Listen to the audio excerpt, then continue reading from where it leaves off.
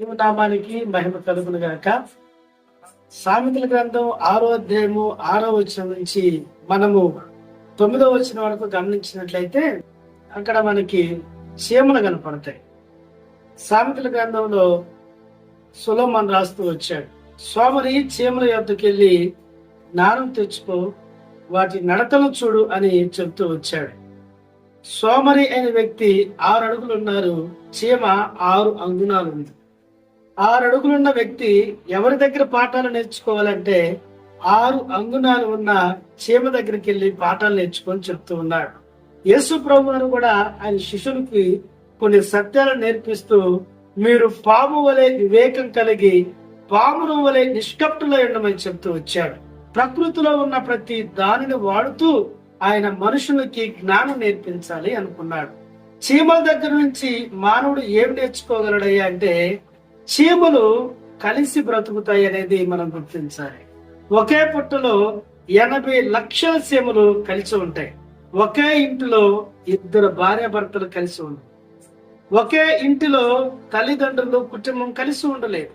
అలాంటి పరిస్థితుల్లో మనం ఉన్నామని చెప్పుకోవాలి. చూడండి, 80 లక్షలు ఒకే పుట్టలో కలిసి ఉంటాయి. చీమలు మానవులకు నేర్పిస్తున్న పాఠము, కలిసి బ్రతకటం నేర్చుకోండి, కలిసి ప్రార్థించడం నేర్చుకోండి, కలిసి ఆరాధించడం నేర్చుకోండి. అదేవిధంగా చీమలు క్రమశిక్షణ కలిగి ఉంటాయి. వాటి నడతలు కనిపెట్టి చూడండి. మనుషుల ముందు ఏవైనా పడవేస్తే విలువైన వాటిని గుంపులు గుంపులుగా వాటిని తీసుకుంటారు, కానీ అదే చీమల ముందు కొన్ని విత్తనాలు గాని బియ్యపు గింజలు గాని వేసి చూడండి, అవి క్రమముగా నడుచుకుంటూ వెళ్ళి వాటిని తీసుకుంటాయి. కాబట్టి కలిసి ఉంటాయి, క్రమశిక్షణ కలిగి ఉంటాయి. చీమలు కష్టపడతాయి, కష్టపడి తమ ఆహారాన్ని పోగు చేసుకుంటాయి. నేడున్న మానవుడు పొరుగు వారిది ఆశించి పొరుగు వారిది తీసుకోవటానికి, పక్కన వారి యొక్క సొమ్మును ఆశించే మనస్తత్వం కలిగి ముందుకు వెళుతున్నారు గాని కష్టపడటానికి ఇష్టపడలేదు. సోమరి ఎప్పుడు కూడా వర్డ్స్ ఎక్కువ చెప్తాడు, వర్క్ తక్కువ చేస్తాడంట. కాబట్టి కష్టపడతాయి చీమలు, కలిసి ఉంటాయి చీమలు, క్రమశిక్షణ కలిగి ఉంటాయి చీమలు.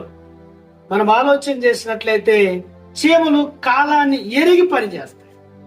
ఏ కాలం ఎలా ఉంటుందో, ఏ కాలం ఎలా ఉంటుందో చీమలకు తెలుసు. అందుకే వాటి ఆహారము అవి వేసవి కాలకు ముందుగానే వాటిని సిద్ధపరచుకుంటాయి. అదేవిధంగా చీమలు ఏం చేస్తాయి ఇంకా అంటే, చీమలు అవి జ్ఞానము కలిగి ఉంటాయని సామెతల గ్రంథం 6వ అధ్యాయం 6వ వచనంలో చూడగలం. మన జీవితాల్లో కూడా మనము